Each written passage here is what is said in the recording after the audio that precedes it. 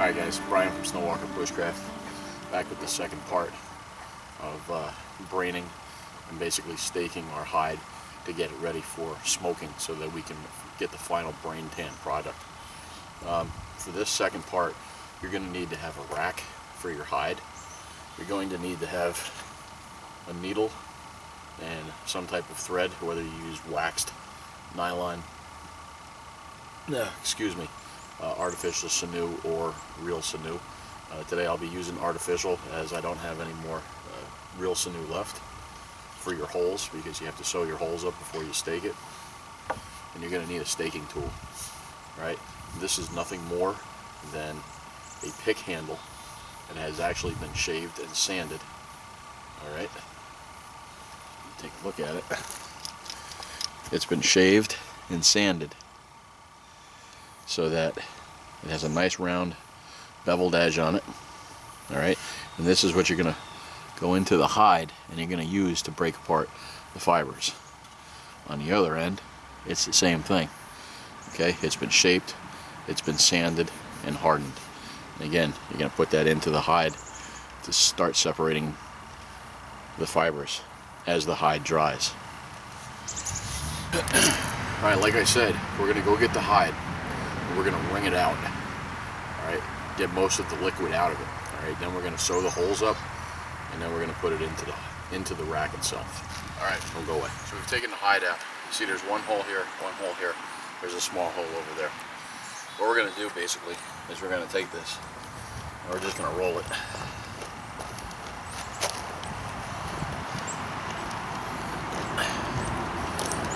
Do about halfway.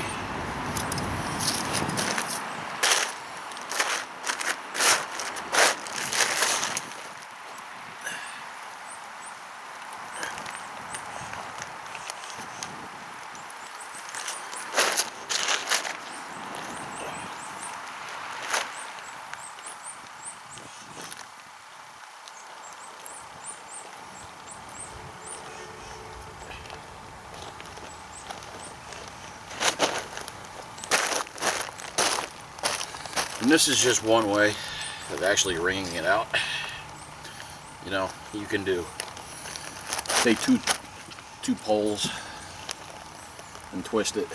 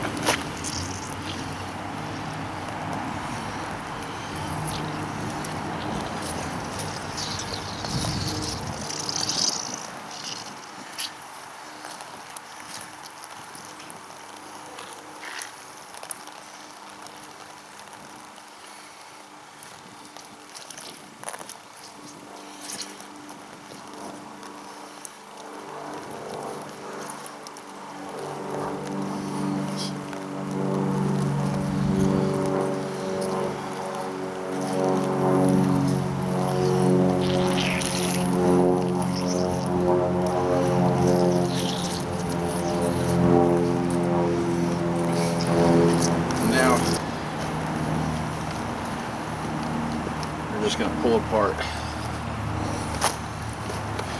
start to stretch it out again.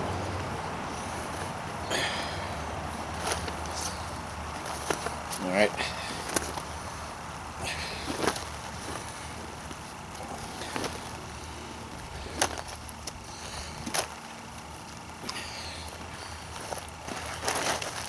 We're going to work on the holes. All right.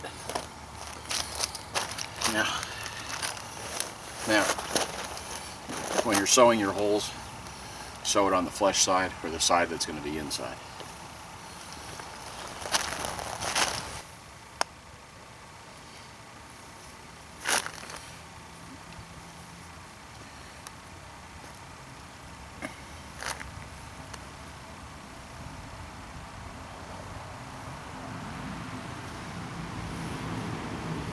Next thing that we're going to do, once we've repaired our holes, is now we're going to center our hide and we're going to tie it into the rack. You don't want it skin tight. You want to have it a little give, but you don't want to have it too loose either. So we'll go ahead and we'll tie it in.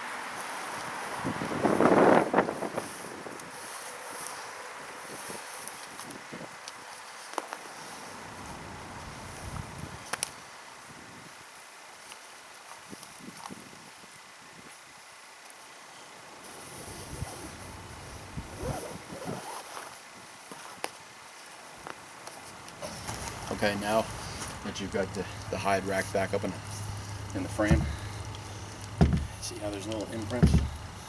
Now you're going to take your staking tool and start to dry it out by taking the fibers and breaking them up so they don't go back together to make rawhide.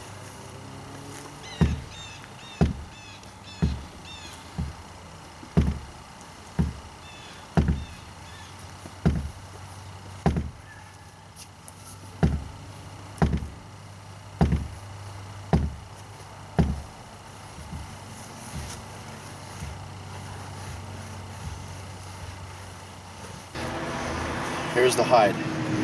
See how it puckers? Now there's a pocket there. And then see how you press down here and it tightens it back up again. And that's what you're going to be doing. You can start off by fisting it.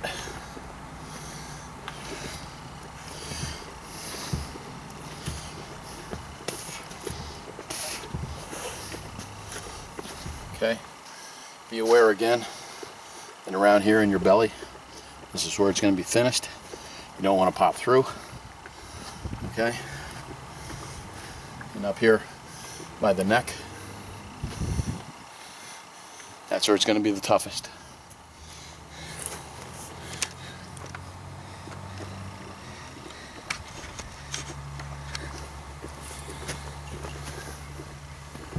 Okay.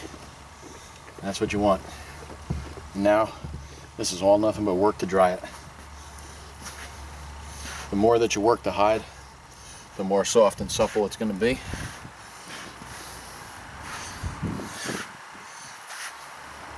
Okay, there's our holes, all sewn up.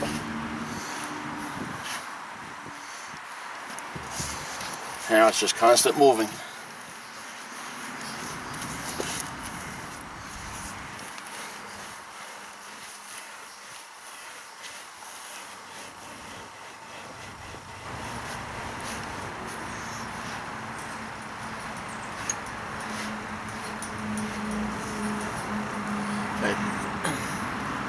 As you can see, the fibers, okay, as you can see, the fibers are moving, and that's what you want as this continues to dry. Okay, as it continues to dry, you'll get whiter in appearance, and it'll feel warmer to your skin. If it feels wet, then you know. If it feels cold, then it's still wet. Okay, so we're going to do this. We're going to keep doing this until it's completely dry.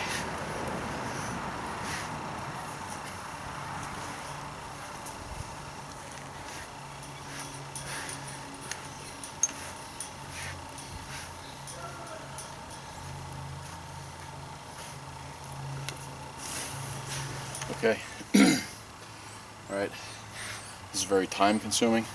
And once you start this part of the process, you can't stop. Okay? You can take short 5-minute breaks, but you can't sit down, have your lunch, you know, and then come back to it, and then keep raking it. All right? You have to continue going with this until it's dry.